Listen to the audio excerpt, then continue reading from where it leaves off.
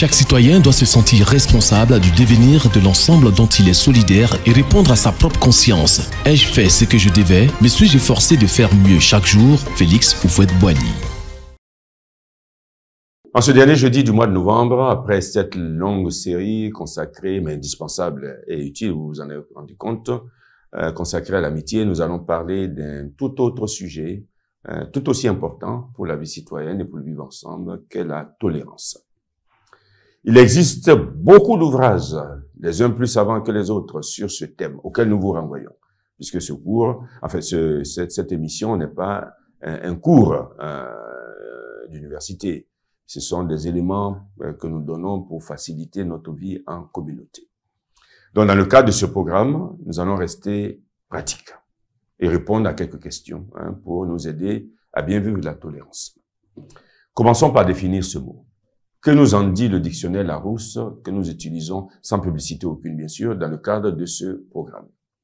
Eh bien, ce dictionnaire nous donne 3 définitions de la tolérance. La tolérance, c'est le respect des manières de penser, des manières d'agir d'autrui, même si on ne les partage pas. C'est dans ce sens que l'on dit faire preuve de tolérance envers quelqu'un, synonyme de compréhension.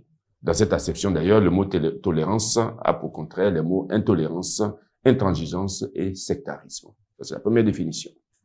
Deuxième définition. La tolérance, c'est la liberté limitée au regard d'une norme, d'une règle. Dans ce sens, on dit par exemple que les tolérances grammaticales et orthographiques se trouvent en annexe dans cet ouvrage. Troisième définition. La tolérance, c'est l'aptitude d'un organisme à supporter les effets d'un agent extérieur. Exemple, la tolérance aux nuisances sonores, synonyme de résistance, ou encore la tolérance à un traitement ou à un aliment. Signalons que dans le passé, il y a eu une expression qui est celle-ci, maison de tolérance, pour désigner un établissement de prostitution qui était toléré par la loi. Est tolérant, celui qui fait preuve de tolérance. Est tolérable, c'est que l'on peut supporter. Une douleur tolérable, par exemple, ou que l'on peut permettre. Quels sont les mots associés au mot tolérance? On peut citer bonté, compréhension, patience, indulgence, souplesse. Est-ce que le bien et le bon doivent être tolérés? Évidemment, non. Le bien et le bon doivent être au contraire approuvés, aimés, promus et imités. Parce que le bien et le bon édifient l'homme et construisent durablement la cité. Donc, on n'a pas à tolérer le bien ou le bon. On a à le promouvoir. Autre question.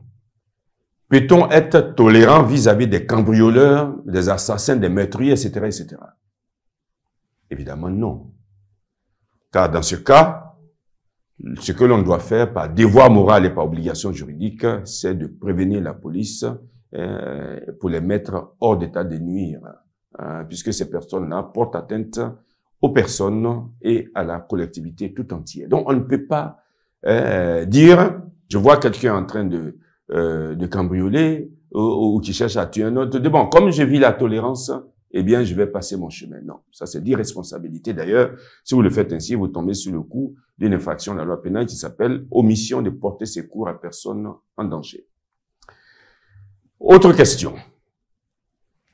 Doit-on être tolérant ou peut-on être tolérant vis-à-vis des opinions des autres? Nous devons tolérer les opinions des autres, même si elles nous semblent mauvaises, même si elles nous semblent erronées. Et si vraiment elles sont mauvaises, nous devons user de patience, car chacun a le droit d'affirmer son point de vue.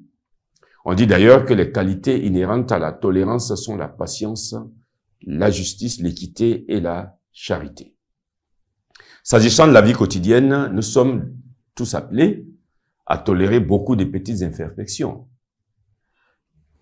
Tu vas déjeuner avec quelqu'un et au moment de manger, il mange la bouche ouverte. Donc, il fait du bruit en mangeant. Si tu as un rendez-vous d'affaires, tu ne vas pas te mettre à réprimander la personne en lui demandant comment elle a été éduquée. Ça, ce sont des petites imperfections de la vie qu'on tolère. Ou alors, vous êtes dans un moyen de transport, et puis le voisin commence à dormir et il ronfle. Est-ce que vous allez lui donner une baffe là, parce qu'il ronfle? Évidemment non. Ce sont des petites imperfections que nous devons tolérer dans la vie quotidienne, dans l'avion, etc., etc. Donc des petites imperfections à tolérer dans la vie quotidienne.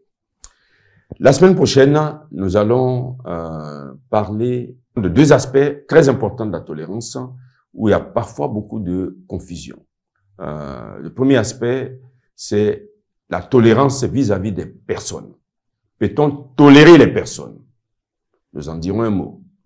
Est-ce qu'il y a une limite à la tolérance? Nous en dirons également un mot pour clore ces deux omissions consacrées à la tolérance.